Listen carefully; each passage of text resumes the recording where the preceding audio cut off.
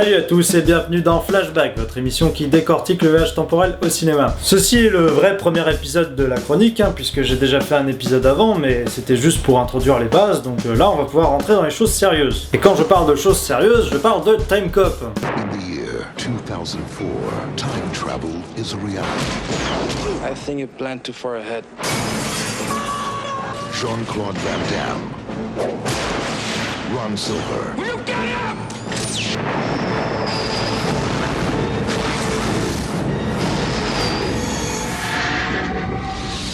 Alors c'est un peu un nanar, mais en vrai il est intéressant quand même, d'un point de vue voyage temporel en tout cas.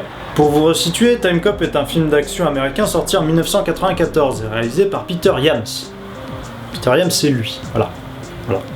L'histoire raconte celle d'un flic du temps qui est joué par Jean-Claude Van Damme. Comme vous avez pu le deviner sur l'affiche, c'est Jean-Claude Van Damme qui joue le héros principal.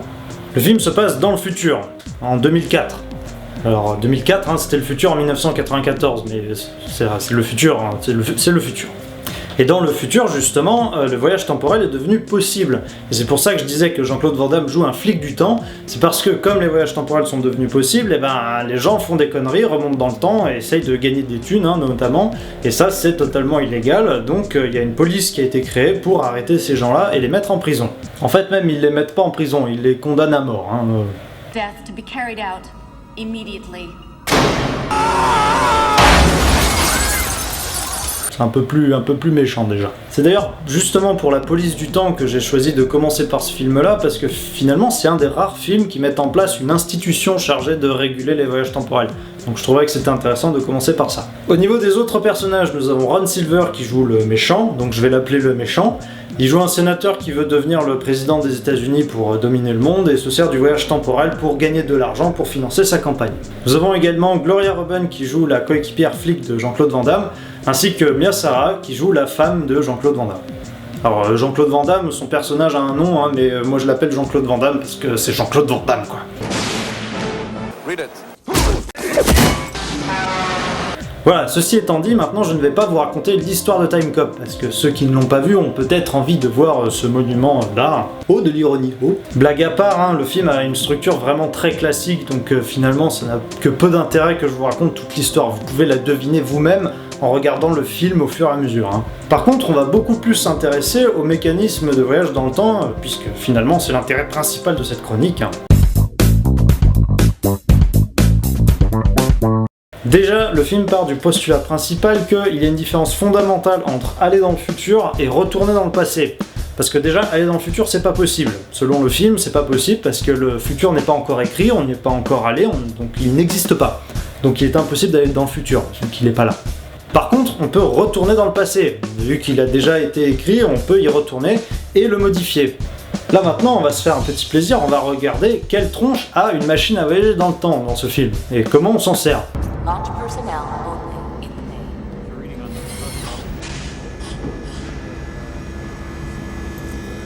Magnetic field alert initiation in 10 seconds. Telemetry check is initiated.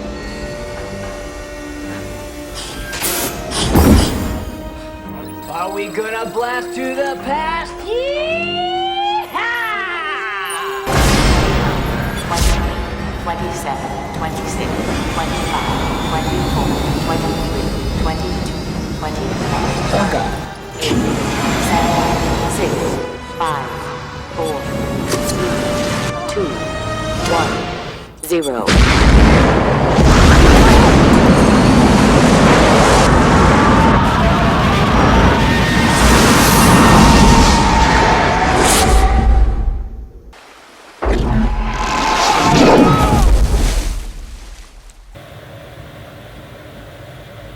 Attendez, parce qu'ils étaient assis l'un derrière l'autre dans une machine, ils ont été envoyés à pleine vitesse contre un mur, ok, super, et là ils apparaissent côte à côte, à l'arrêt, au-dessus de l'eau, Bon, on peut admettre que la matière de la machine a servi à les propulser dans le passé, et du coup ils arrivent, ils ont plus de vitesse parce que toute cette énergie-là a été consommée dans le truc. Ouais, ok, on peut admettre, admettons. Voyons maintenant comment on revient dans le présent. Enfin, comment on retourne dans le futur, depuis le passé.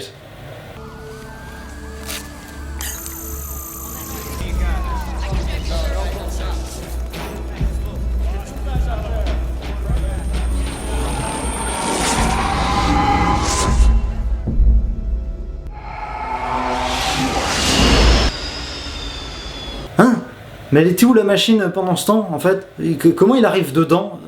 Bon, faisons abstraction, l'idée c'est qu'il est compliqué de retourner dans le passé, mais une fois dans le passé, c'est facile de revenir dans le présent.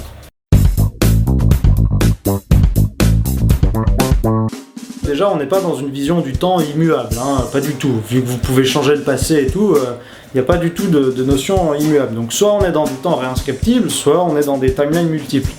Et on va voir qu'en fait, on est dans des timelines multiples. Et pour cette raison-là. Don't stick your head out of the window. She's a little shaky. Blood pressure's gonna loosen her teeth and her pulse is pushing 140. She farts, she'll get ahead of the pod. 0.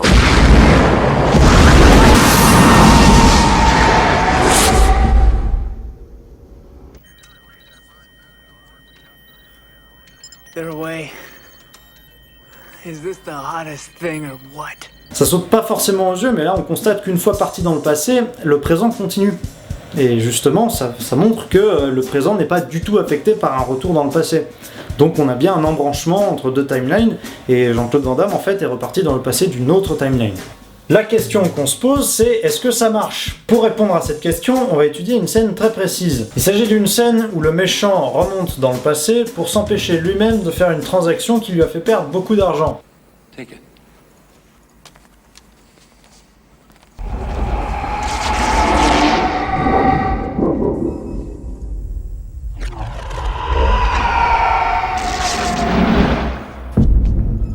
If I were you, I wouldn't cash that check. It's gonna cost you more than you'll ever know. Jean-Claude Van Damme, détectant ce retour dans le passé, remonte lui aussi dans le passé pour arrêter le méchant, évidemment. Freeze! Do I look frozen to you? You look like shit to me. Ça, dans le film, c'est bien joli, mais faut voir si c'est cohérent. On va faire quelques dessins pour s'y retrouver. Partons d'une timeline initiale que nous baptiserons la timeline 0, puisque c'est là que tout commence. On est en 1994, un jour donné, et supposons qu'il est midi. Le jeune méchant, symbolisé par la pastille rose, là, est en train de faire sa transaction dans son entrepôt. Pour le repérer, je l'appelle M0, puisque c'est le méchant de la timeline 0. M0, voilà. Le rectangle en pointillé, c'est l'entrepôt. Pendant ce temps-là, Jean-Claude Van Damme, qui est jeune lui aussi, va qu'à ses occupations, il est quelque part, peu importe où. Mais il est là, à cette date-là, il est là. Le temps passe et on se retrouve 10 ans plus tard en 2004, supposons à 9h. Nos personnages ont vieilli. Donc Jean-Claude Van Damme, toujours de la timeline 0, est représenté par la pastille bleue, là, et le méchant, toujours M0, est représenté par la pastille rouge. J'ai changé un peu les couleurs, histoire qu'on percute qu'ils ont vieilli.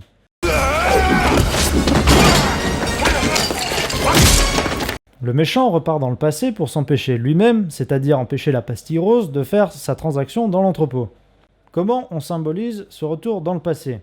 Faire comme ça, c'est pas bon, parce que ça veut dire que nous avons la vieille version du méchant qui est capable, potentiellement sans faire exprès, de tuer la jeune version de lui-même, et donc d'annuler son retour dans le passé, donc de ne pas se tuer, donc de revenir dans le passé et de se tuer. Vous avez un paradoxe du grand-père, donc c'est pas comme ça qu'il faut faire. La solution, c'est de faire comme ça. Pour s'y retrouver, on réduit un petit peu le dessin pour avoir de la place, et on scinde notre timeline à la date d'arrivée du méchant, c'est-à-dire en 1994 à midi, et on génère une nouvelle timeline, que nous allons appeler la timeline 1. Sur la timeline 1, nous reprenons donc ce qu'il y avait en 1994 à midi, c'est-à-dire notre jeune méchant dans l'entrepôt et le jeune Jean-Claude Van Damme qui vaque toujours à ses occupations. Mais maintenant, comme on est sur la timeline 1, il s'appelle Jean-Claude Van Damme 1 et le méchant 1. Et c'est donc à cet endroit-là qu'arrive le méchant de la timeline 0. Tout ce que peut faire le méchant dans le passé, c'est-à-dire dans la timeline 1, sera répercuté sur le futur de la timeline 1, et non pas sur ce qui s'est passé sur la timeline 0. Donc, il n'y a pas de paradoxe, tout va bien. Le problème, c'est que sur la timeline 0, Jean-Claude Van Damme détecte le retour du passé du méchant, et une heure plus tard, décide lui aussi de repartir dans le passé. Donc en 2004, une heure après le départ du vieux méchant de la timeline 0, le vieux Jean-Claude Van Damme de la timeline 0 repart lui aussi dans le passé. La question c'est, où est-ce qu'il arrive? Pour répondre à cette question, en fait, il faut considérer la date à laquelle arrive Jean-Claude Van Damme. Il se trouve que dans le film, en fait, il arrive une heure avant l'arrivée du méchant. C'est-à-dire qu'en fait, il arrive là. Vous allez vite voir le problème qui surgit. Si on refait comme tout à l'heure, on scinde notre timeline à l'endroit où arrive Jean-Claude Van Damme, et on part sur une nouvelle timeline. On reprend donc les conditions qui étaient sur la timeline initiale au même endroit, c'est-à-dire notre jeune méchant avant qu'il rentre dans l'entrepôt et Jean-Claude Van Damme, jeune, lui aussi en train de toujours vaquer à ses occupations ailleurs, peu importe où. Tout ça c'est donc sur ce qu'on va baptiser la timeline 2, et c'est là qu'arrive Jean-Claude Van Damme. Si vous avez suivi jusque-là, vous comprenez le problème. C'est que 1 heure plus tard, une fois dans l'entrepôt, on retrouve le jeune sénateur de la timeline 2 et le vieux Jean-Claude Van Damme de la timeline 0. Mais le vieux méchant, il est sur la timeline 1. Donc Jean-Claude Van Damme, en fait, il peut pas du tout faire la bagarre avec le méchant, vu qu'il est pas du tout sur la même timeline. Donc ça ne marche pas. La seule manière de sauver le film, en fait, c'est de considérer que toutes les arrivées du futur qui se produisent sur une timeline se produisent sur toutes les autres timelines. C'est-à-dire que si le vieux sénateur de la timeline 0 arrive à cet endroit-là sur la timeline 1, alors il arrive aussi à cet endroit-là sur la timeline 2, et aussi à cet endroit-là sur toutes les autres timelines qui peuvent exister. Ça, effectivement, ça marche.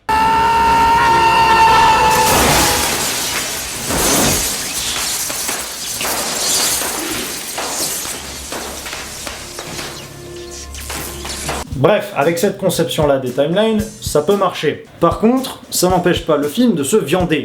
Parce qu'il fallait s'y attendre, le film se viande, hein, évidemment. Comme je l'avais expliqué dans le précédent épisode, si vous avez des timelines multiples, vous n'êtes pas lié aux autres versions de vous-même des autres timelines. Et c'est l'erreur que fait le film, justement, dans cette scène-là, par exemple.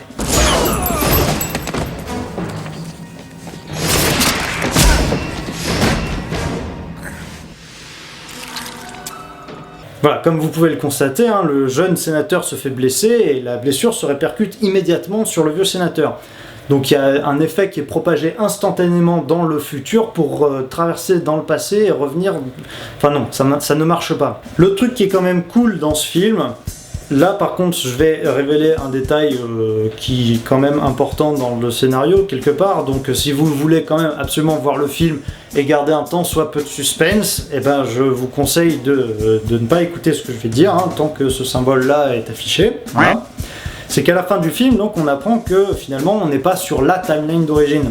Parce qu'en fait Jean-Claude Van Damme au début du film, sa femme meurt, et on apprend que c'est parce que le sénateur est revenu dans le passé. Donc en fait, on est dès le début du film sur une timeline qui a été générée par un retour dans le passé du méchant.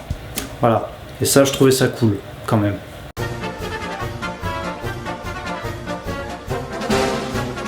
Voilà, donc bilan, le film tient debout avec le concept des timelines, mais il le fout par terre en considérant que si vous blessez la version jeune de vous-même, vous êtes blessé, et ce, instantanément en plus. Alors qu'il n'y a pas de raison que ce soit instantané comme ça. Voilà.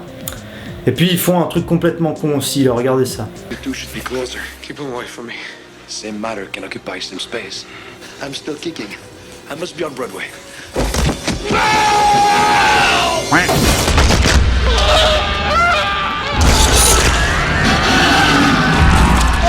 Ah, donc ça, je sais pas d'où ça sort, je sais pas pourquoi ni comment, mais c'est... Puis c'est moche, quoi. Voilà, c'est tout pour Time Cop. Si ça vous a plu, n'hésitez pas à aimer, à partager, hein, ça ne fera que m'encourager à faire d'autres vidéos comme ça. Si vous avez un commentaire, une suggestion, n'hésitez pas à m'en faire part dans les commentaires, hein. Tant que c'est constructif, j'essaierai d'en tenir compte. Et on se retrouve très vite pour un prochain épisode de Flashback, dans lequel nous parlerons de ce film-là. Je vous fais des gros bisous, et je vous dis à bientôt dans le passé.